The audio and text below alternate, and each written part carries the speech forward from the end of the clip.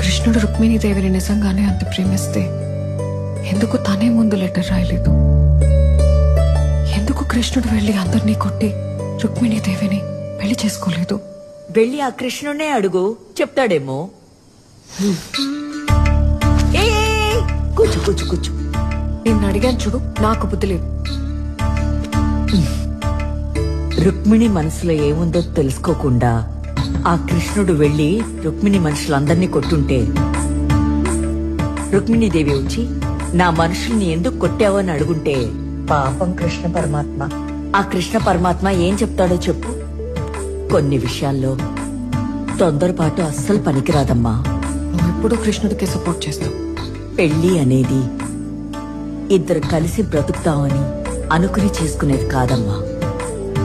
కలిసి ఉండకపోతే బ్రతకలేము అని తెలిసినప్పుడు చేసుకునేదే పెళ్లి.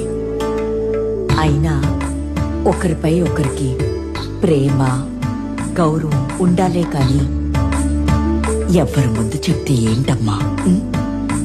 అయితే వెళ్ళి మీ కృష్ణుడికి చెప్పు లెటర్ రాయమని.